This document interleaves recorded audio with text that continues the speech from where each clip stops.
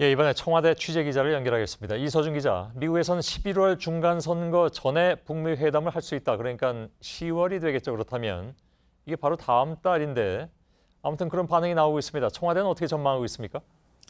예, 청와대도 10월 안에 열릴 수 있을 것이라는 기대 섞인 전망을 내놓고 있습니다. 청와대 고위 관계자는 김정은 위원장이 올해 안에 북미 정상회담을 하기 위해 친서를 보낸 것이라면서 서로 뜻이 맞기 때문에 빨리 진행될 것이라고 말했습니다.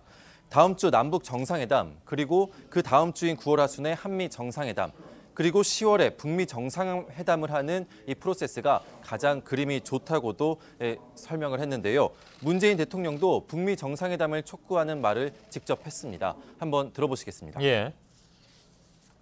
한 차원 더 높은 단계로 나아가려면 다시 한번 북미 양 정상 간의 통큰 구상과 대담한 결단이 필요합니다. 북한은 핵 폐기를 실행해야 하고 미국은 상응 조치로 여건을 갖춰줘야 합니다. 예, 이 얘기대로라면 지난 4월에서 그러니까 남북 정상회담에서 북미 정상회담 6월까지 그 2달 동안 이어졌던 스케줄하고 동일해 보이는데 뭐 아시는 것처럼 사실 그때 기대보다는 성과가 적었다는 평가가 많이 있습니다. 이번엔 어떨 것으로 보입니까? 예, 청와대는 이번에 북미 정상회담을 하게 될 경우 지난 6월 1차 회담 때와는 상황이 크게 다를 것으로 보고 있습니다.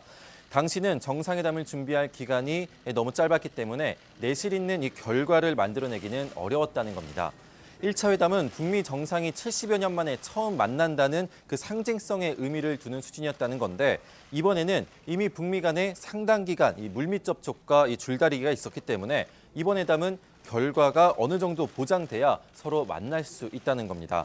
백악관이 이미 조율에 들어갔다고 얘기를 하는 것도 그런 점까지 염두에 둔 것으로 청와대는 보고 있습니다. 예. 근데 1차 북미 정상회담이 제안부터 성사까지 한 3달 정도 걸렸습니다. 그때 시간이 부족했다고 하는데 이번에는 물리적으로 보자면 그때보다도 더 촉박한 거잖아요.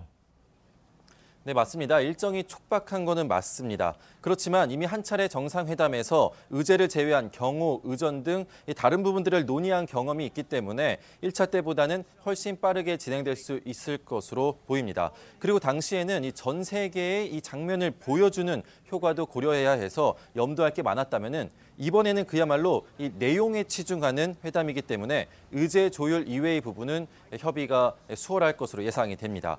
문재인 대통령은 오늘 스티븐 비건 미국 특별대표를 접견을 했는데요. 이 스티븐 비건 미국 특별대표는 이번 주말에 다시 서울에 올 예정입니다. 이건 역시 북한과의 의제 조율과 관련된 것이라는 해석도 나오고 있습니다. 예, 청와대에서 이서준 기자였습니다.